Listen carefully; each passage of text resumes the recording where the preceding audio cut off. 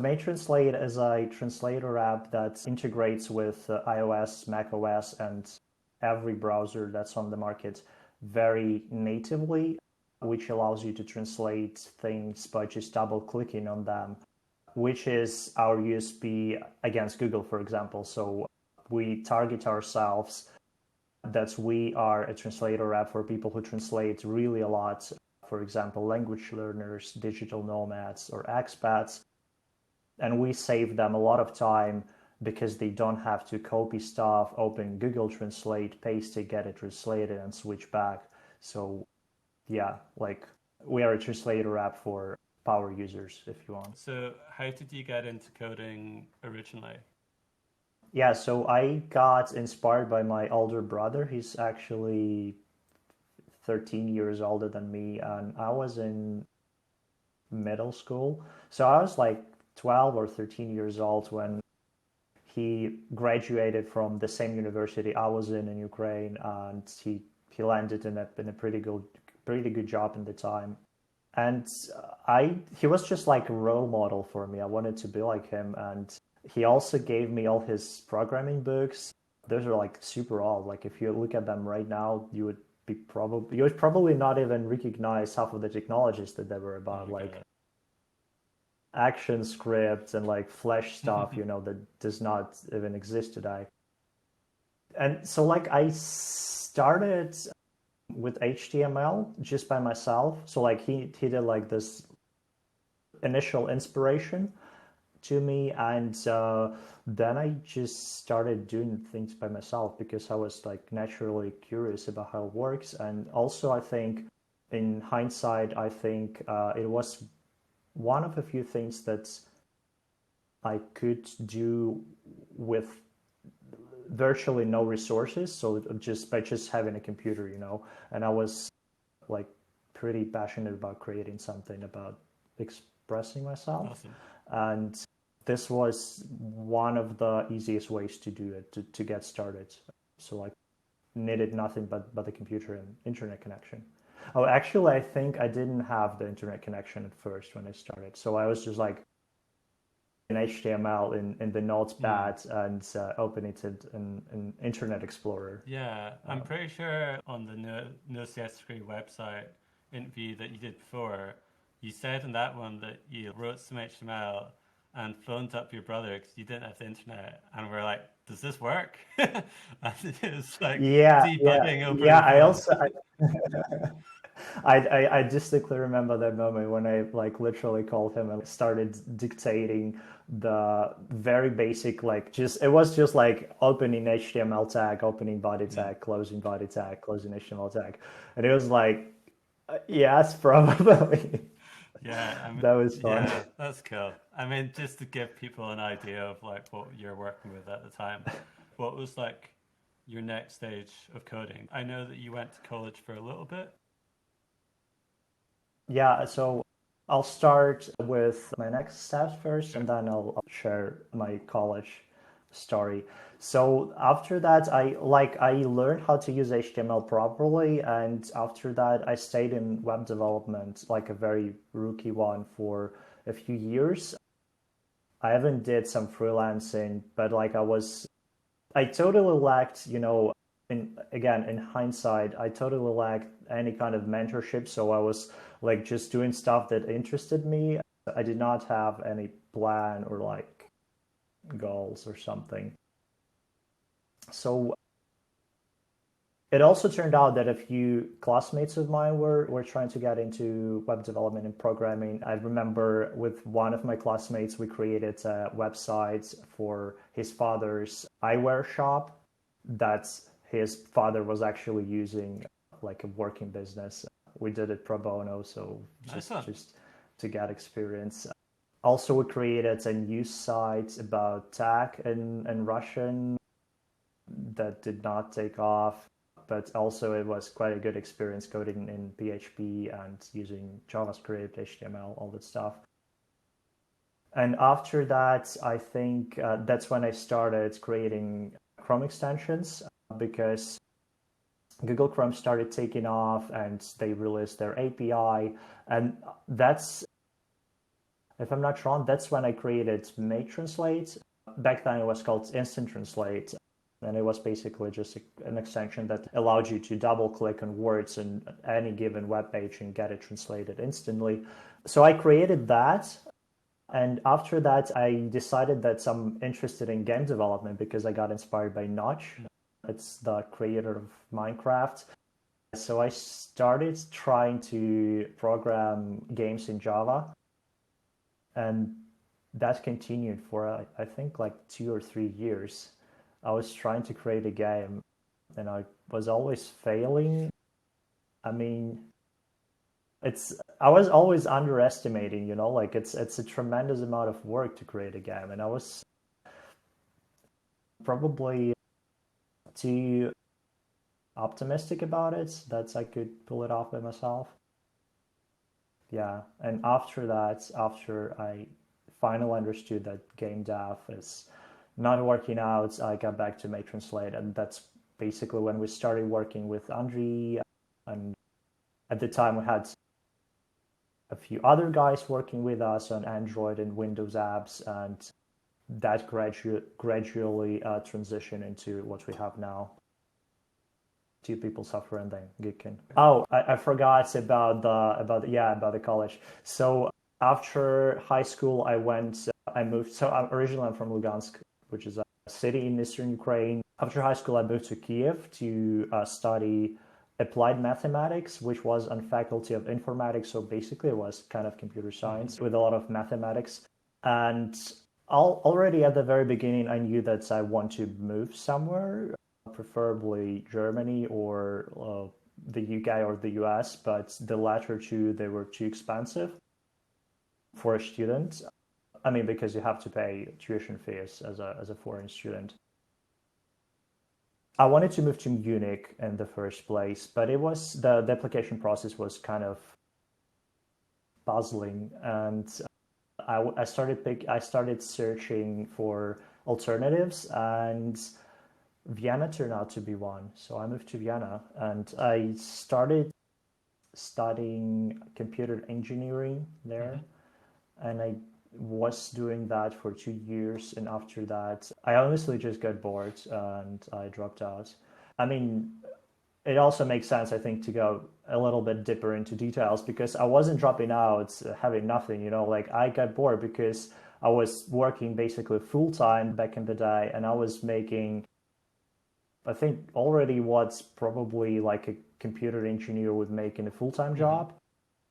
So I just had two options, like keep studying or like invest more time and more effort into my work, into my career.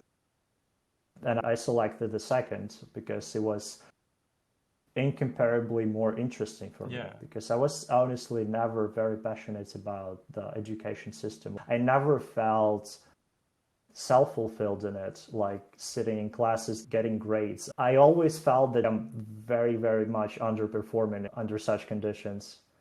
I always felt way better like working on my own stuff. Yeah, that's really interesting. And I think as well, it's kind of like people go to study like computer science and other subjects, usually to become a software engineer and earn the salary.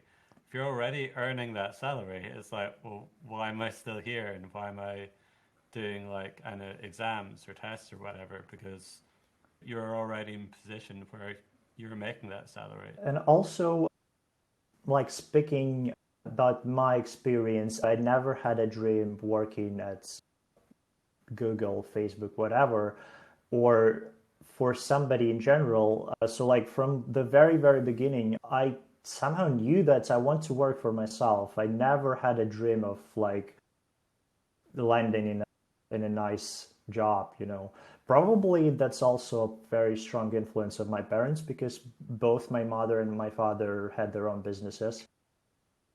And also my brother for some time, a couple of years ago. So I think I was just like raised like this. If someone is listening and or watching and they want to learn to code, maybe they want to start a business, how would you recommend they get started? Well, I think it's very important to to be sure that that's what you want. And if that's what you want, I think most people will just have this natural curiosity towards it, and they will like just do it somehow. I was just curious like how to create a website. So like I wanted to create, I saw like that's you can create this and that, like there are different sites, and I was like, oh nice, like I would be interested to create something similar myself. And I was just like literally googling how to create a one page Yeah, website, sure. and like taking that as a starting point, and then like going a bit deeper. And so I was like trying to make something, and I was solving the problems that arose along the way by googling like on Stack Hmm. Overflow or yeah. Yeah. I mean, I think it's really interesting because there's lots of different ways that people learn. And I guess some people go to boot camps, or some people will be like, oh, I want to do like a course from like Udemy or another online place. But there's Yeah. a kind of third group of people. They're just like, I'm just going to search how to make a button. And you can't just like search that on Google or Stack Overflow. And like, I interviewed Sahil, who's the founder of Gumroad, and that's how he learned to code. He just searched everything. Yeah, you summed it up very nicely, I think. So I think it's a very personal thing. For me, I'm definitely in the third group as Sahil, for example. For me, it's just trial and error. Like I just try to build something and figure out somehow. I totally understand that for some people, probably a more structured approach with curriculum or something works better. Yeah, I think it's important to understand yourself, Mm.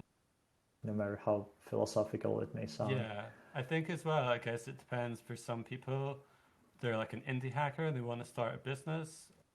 They might have quite a clear project. And I'm thinking of people, another founder that used this kind of Googling approach was Peter Levels, who's like extremely motivated, and he was like making nomad lists, and he was like, okay, how do I add like a filter so I can sort these places where you can live remotely and work remotely? Hmm. And he would find that out.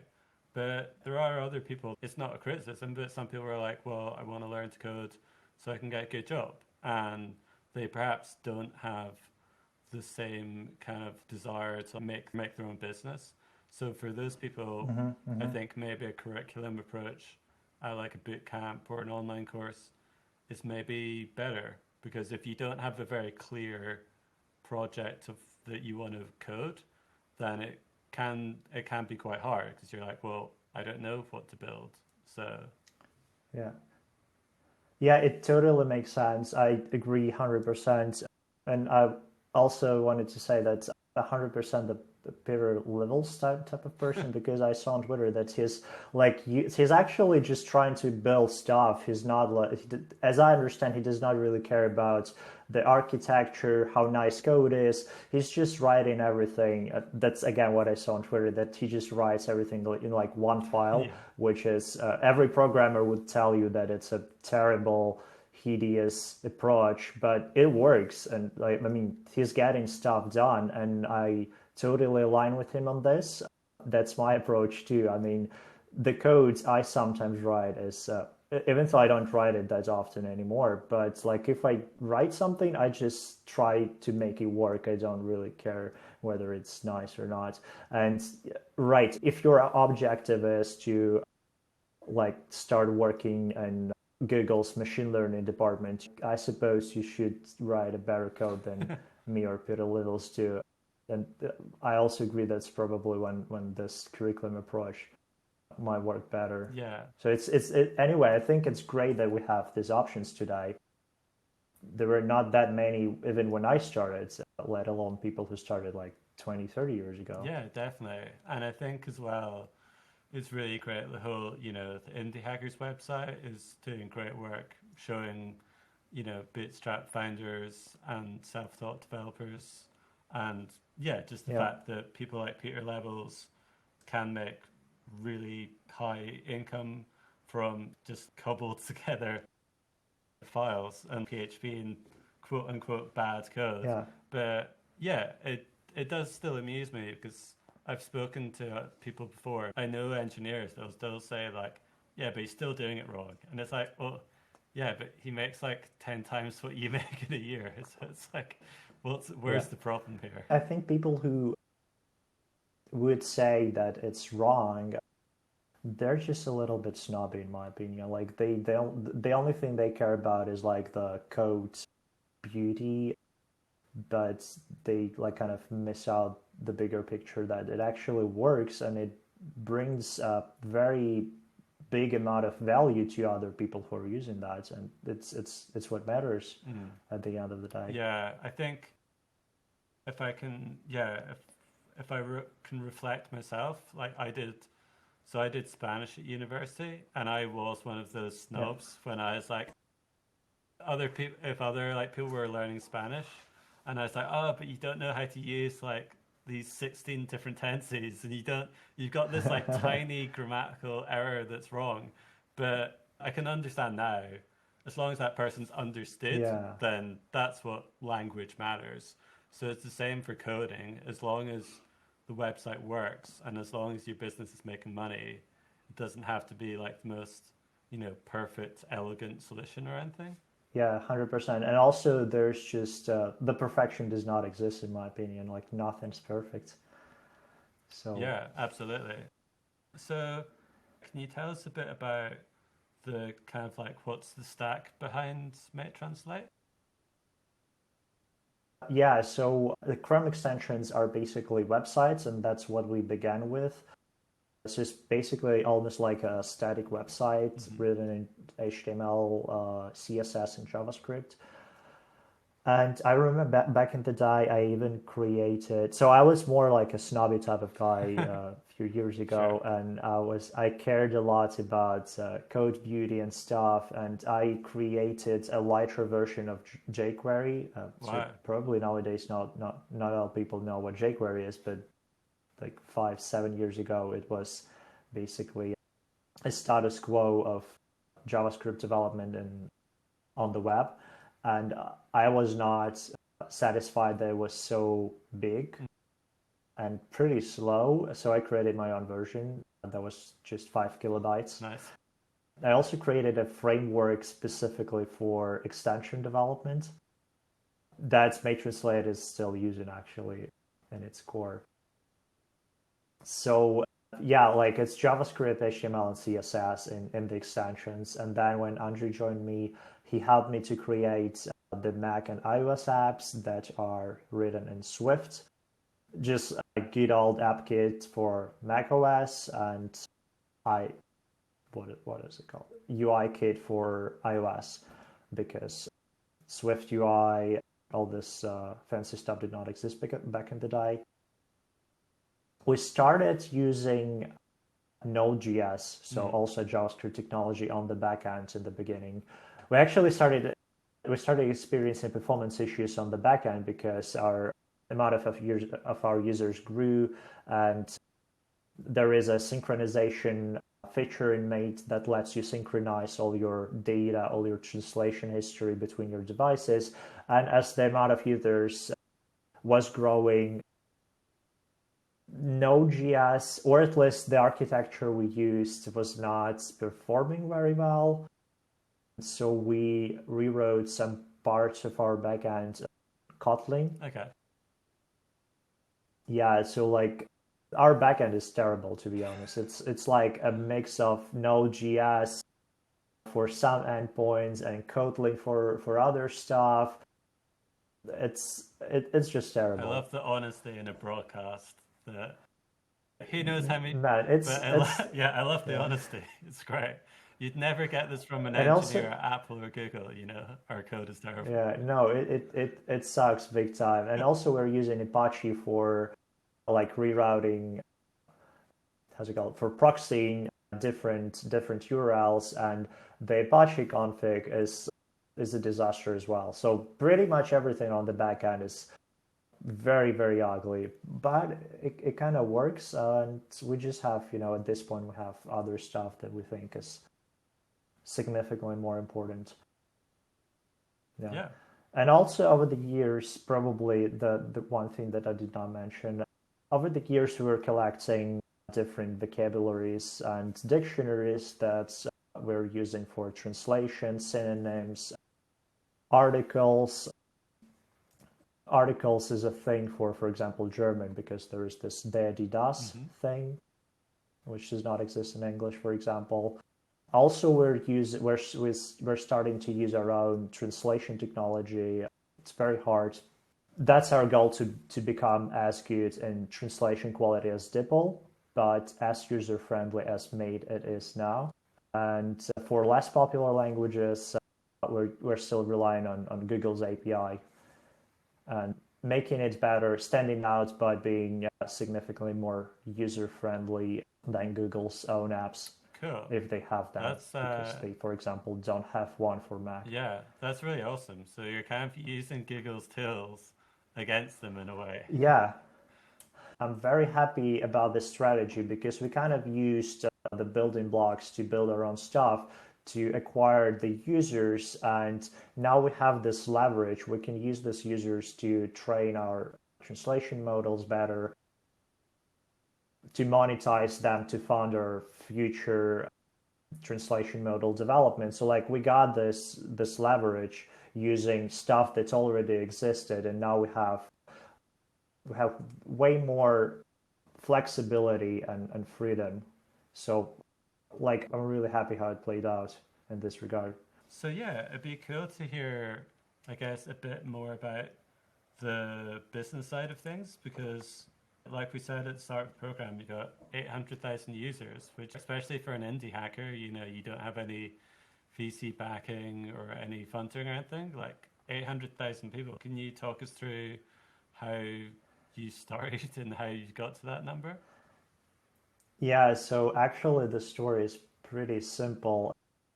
So since I created it quite a while ago, most of the time it just grew organically. Mate happened to be one of the first in the Chrome Web Store.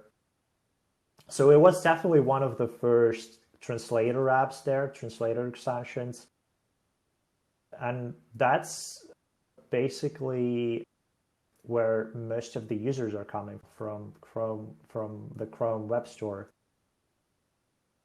Yeah, so I should say we have not been very proficient in the market in the recent years. We just started doing it seriously and thoughtfully, like probably 2 years ago. And most of the time was just learning because we started 2 years ago. So it was mostly organic. Yeah. I mean, we were doing, of course, we were doing some things. For example, one of the things that returned us the one of the best results was like trying to pitch Apple in the Mac App Store so they feature us. And 3 years ago we got featured, and that brought us like 20 or 30K in a few months, Wow. which was an enormous amount of money for us 3 years ago. So basically, a little pre-story. 2 years ago, Apple discontinued Chrome compatible Safari extensions, and they asked developers instead to build Safari extensions into their Mac apps. And we jumped at it like almost instantaneously. We embedded our Safari extension into our Mac app, contacted Apple, and they featured us again. And along with that, we worked quite a lot on ASO, App Store optimization, like optimizing the screenshots, app previews, different keywords so you rank high in the App Store search. And so these two things, I'm not exaggerating, they 10x our Mac revenue. Wow. So that was one of the things that's like worked out really, really nicely for us. And that was a thoughtful decision that like, I mean, it wasn't like shooting in the dark or something. We saw an opportunity, we did that, it worked out. But I think our marketing efforts now are also thoughtful, and like Yeah, we're just doing more. that's cool. So that I hope that will play out nicely, like in a year. Yeah, I mean that's great. It's good that you're able to like react so quickly, but I think it's good as well that If you've just had like steady growth and word of mouth, and I guess it's like, I guess a lot of entrepreneurs are like obsessed with growth hacks, but it's like, well, do you have a good product first of all? And you can't keep on endlessly growth hacking if the product is terrible. I think we were one of those people actually, because as I said, we used to have 5 products. And for example, Reggie, it's an app that we started as a spin-off to Mate, and it allowed you to save your own vocabulary and learn it using spaced repetition. And so we launched it 2 years ago. No, even 3 years ago already. And we were totally ignoring the fact that people were kind of reluctant to using it, and we were still trying to exploit those like little growth hacks and like try to force people into using it, but it was not working out somehow. So like Reggie, in its three year lifespan, it made less than makes in a month. Wow. So Yeah. in January, we finally opened our eyes and like decided we cannot ignore this anymore. Like we need to like become focused and not, you know, spread our attention and effort and money and resources on stuff that's not working, because it's not gonna bring us anywhere. So we decided to shut unsuccessful projects down. The thing I'm really happy about is that we did not have to shut them down, at least one of them. So another app was Breaks for Us, and we actually found a new owner for it. So it will live on, which I'm of course happy about. Yet we got rid of it in a way that we don't have to like spend our time on it, on maintaining it, Yeah. and can devote more time to Mate. Yeah, I think it is quite easy to fall into the trap. Like I've had various parts of my businesses that have been like, I've got, I guess, quite a lot of different income streams, and sometimes I'll Mm-hmm. be like hammering away at them all equally, and then I'm like, why am I still doing this one? This doesn't make any money. This makes like, I don't Yeah. know, $200 a year, and this one makes, thousands. It's like, why do why do that one? So yeah, it's good to take a step back and look at what's working, what's not working, and yeah, Yeah, yeah. be more efficient. Are all your apps paid for? Are they premium? Yeah, so Mate is made for Mac and iOS. It's a paid app, Mm, so you just pay once up front. okay. For iOS, it's at the moment it's $15. For Mac, it's $30. Yeah, and you use it forever basically. On browsers, it is a freemium model, so it is free to use, but you can pay us $10 to get more features. And up until now, it was working pretty nicely for us because we always thought that subscriptions. So, like, I, as a consumer, I don't like subscription, of course, and probably neither does, because there are a lot of apps that want to grab into your wallet, basically. Mhm. And also, we thought that maintaining the subscription is harder. It takes up more resources because you not only need to acquire users, but also to convince them to subscribe at some point, and then to keep them. So, like 3 steps instead of just one in our case, just to convince them to pay once.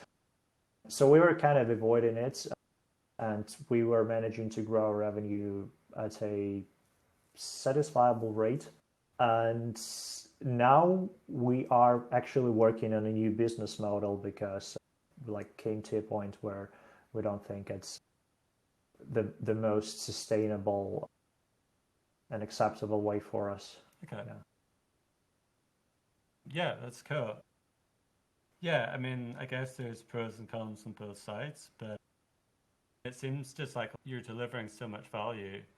If someone's like a translator or something, then they just pay once, and they might use your app for years. I can even go further and say that our current business model is not a business model at all. So we never like did unit economy or something, like we did not calculate how much we're spending pro user, pro Sure. paid user, pro free user. So it's kind of like totally taken out of the blue. And what we're working on now is an actual business model that will take into account the AWS cost, the what we pay for translators, like people who are reviewing translations, training models, like all the stuff that's must be considered when designing a business model. Yeah, so like I want to be honest, like what we have now is not even a business model. It just, like an alpha version probably. Yeah. Oh well, you're doing. I mean, if you're doing 18K a month and you got 800,000 users, you're doing pretty good for someone without a business model or without, yeah, Yeah. more developed. So, yeah, something that caught my attention recently was you were doing like experiments with SEO and like I think you're doing Yeah. like swear words.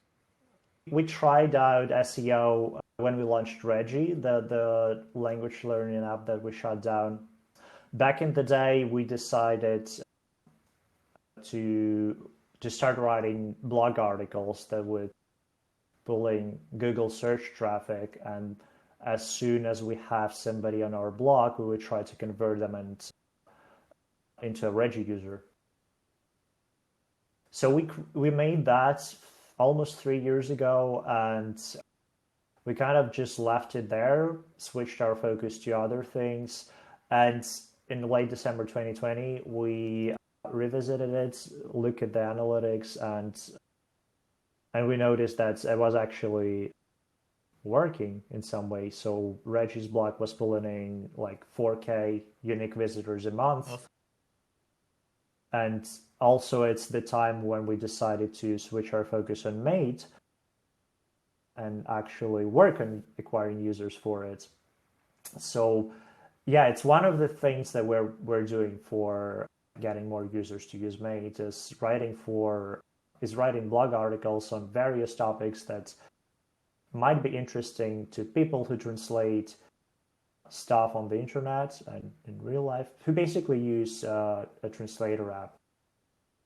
And curse words, it's just one of the things that I shared on Twitter because sure. I found it quite funny. So like initially our writer for Reggie's blog, so we outsource it, like we don't do that ourselves. We just come up with the topics based on what we think might be interesting for our target audience, on what has search volume. We use Ahrefs for that. And we just give it to our writers. We have a bunch of them on Upwork, and they basically create everything for us. We just review it, and that's it. So initially, for Reggie's blog, our writer, she wrote an article about Spanish curse words, and that article happened to be one of the most popular ones on the blog. So first we checked whether there might be interest for other languages, and there was quite a lot for other popular languages like Russian, Italian, French, Japanese. So my co-founder, he just basically copy pasted that article, picked some curse words in other languages, and now we have 12 of those. That's it. Normally takes time for Google to index those articles and start ranking it, but we hope like in 6 months it might be like 5x of traffic from those 12 articles rather than just one. I mean, some people might say it's like not, we're again doing things not very beautifully, but that's unfortunately how SEO works. I mean, Yeah, absolutely. So are you gonna do more articles like this using dynamic content, or are you just gonna use freelancers? well, this example, it's not even dynamic content. It's Okay. just basically finding one topic that's interesting to people, to our target audience, Yeah. and like copy pasting, duplicating it for other like subtopics, like going deeper. Sure. Speaking of dynamic content, that's like the second SEO niche that we're experimenting with. So basically leverage all the data about translations that we have And we created dynamic landing pages for different translations for different German nouns.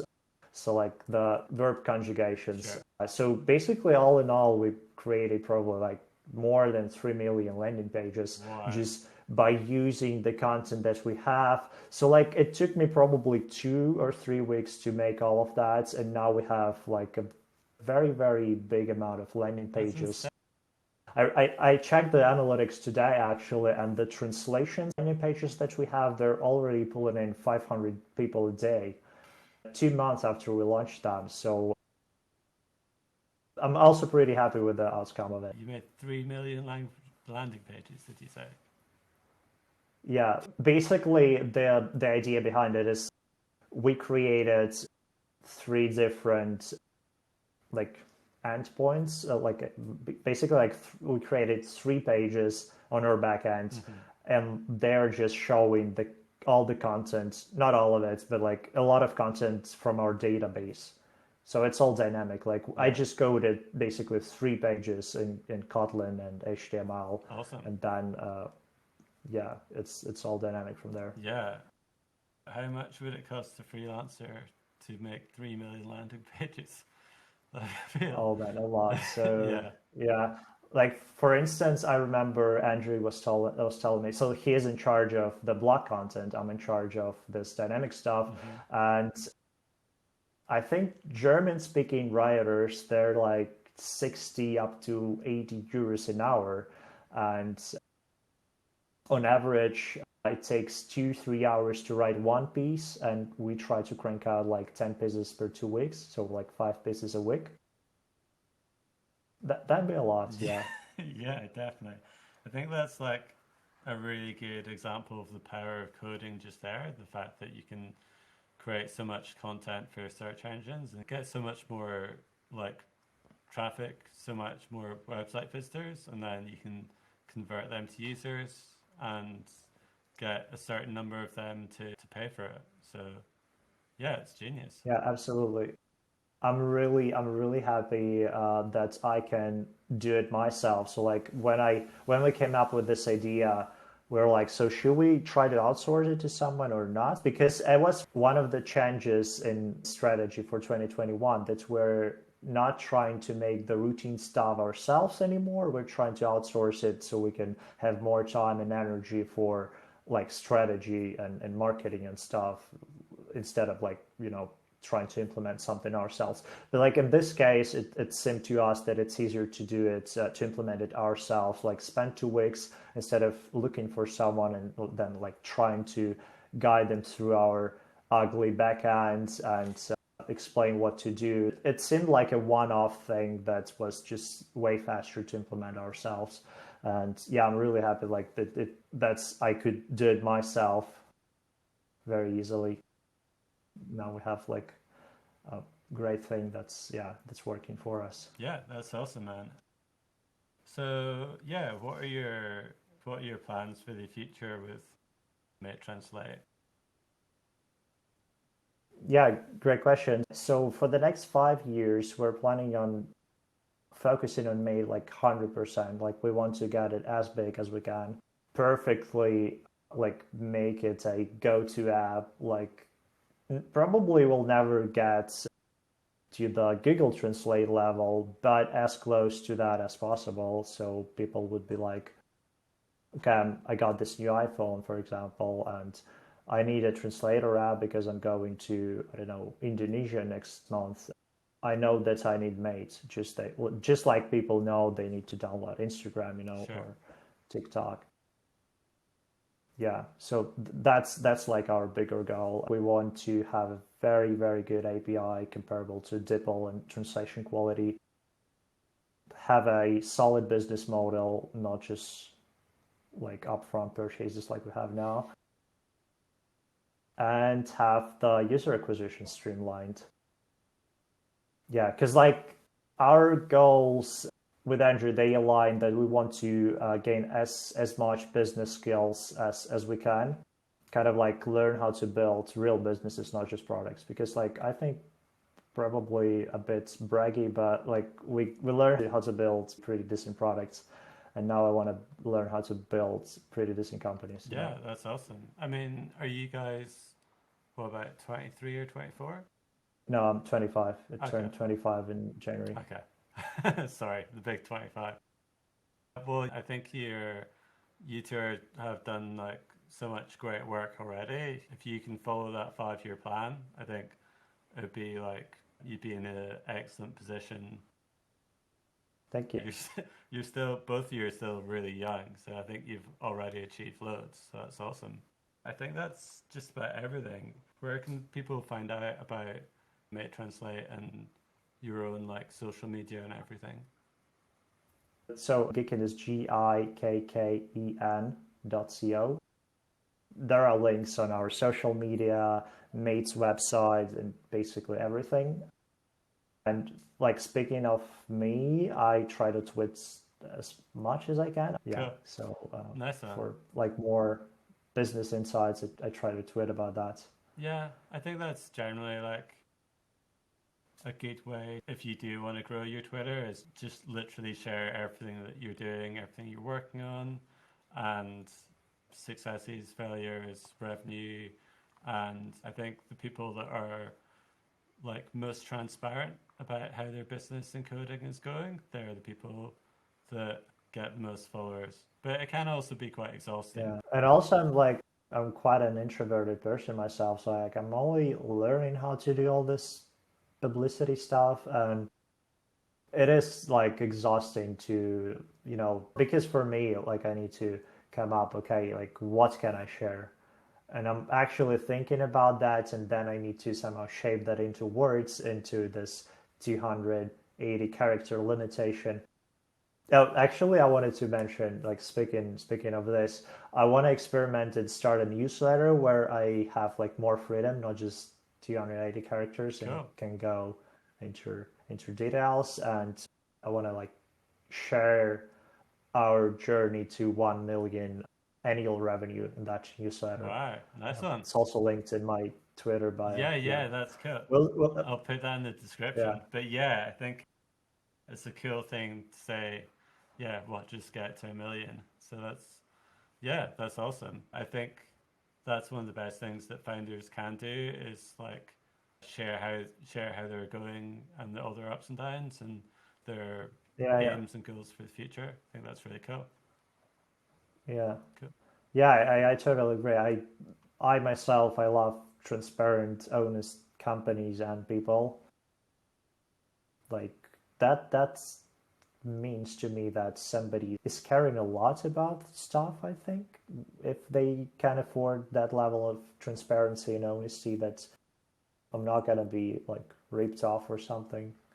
Um, I don't know. Yeah, no, I think you're right. I think it does create more trust and I think yeah, Exactly, yeah. it's funny like the I can tell you right now that like my most popular tweets always involve money. Like whenever I say how much I made this month or like how much like a product mine sold or something like that, that's what get that's what get the most likes. You can tweet anything about money, people will like it just because Yeah, I think yeah, as well it is the novelty because I mean, I guess in our little like developer or indie hacker world, people talk about money lots, but if you go into, if you went into a bar and just asked someone, "Hey, how much money do you make?" People are like, "What the hell are you doing? Ask me that for? That's none of your goddamn business." Or even if you were yeah, just yeah. like went into a street and just like, "Hey, I made 10 grand this month," people would beat you up maybe, but Yeah, but I think like it's probably what you're talking about is the context, but I think people in general, like regardless of their field, they quite love counting somebody else's money. So I think like yeah, for example, a bar owner would be definitely interested how much another bar owner yeah, definitely. makes. Yeah, that's a good Yeah. analogy. And yeah, I guess as well, I think as well, as long as you kind of take, I guess, like a growth mindset to it, like if I see someone doing really well and making lots of money, like I try my best to be like, okay, what can I learn from them and what can I do? Whereas I guess if you take more of a like negative reaction to it and like just be like, I don't know, get envious or get jealous, then that's, as an Mhm. entrepreneur, that's like not a good reaction. So I think Yeah, if you can choose to like just be inspired by it, and then it can show you the potential. And obviously people like Peter Levels have been super transparent about how much revenue they've made, and that's inspired loads of people, so it's really good to see. yeah. I've seen he even like went a step further, and he's sharing his figures like live on. He has like a separate page for it that shows how much his projects are making. The the open startup movement or something. Yeah, definitely. I'm not totally sure if he's still doing that, but yeah, lots of people do have open pages, so you can see, and it's fun because you can go way back and you'd be like, oh, how much was this person making like 3 years ago compared to now? Yeah, And yeah, I guess as well, a lot of people on the Indie Hackers website have their Stripe verified revenue. right. Well, thanks again for coming on the show, and hopefully I can interview you again when you're making millions. A mill. Yeah, that'd be Yeah, awesome. That'd be great. it would be great. I'm also looking forward to that moment. Nice one. Cool. Well, that's set in stone then. And then everyone check out Geekin and Mate Translate. They're both awesome. Thanks for being on the show. Thank you. Bye, man. Bye.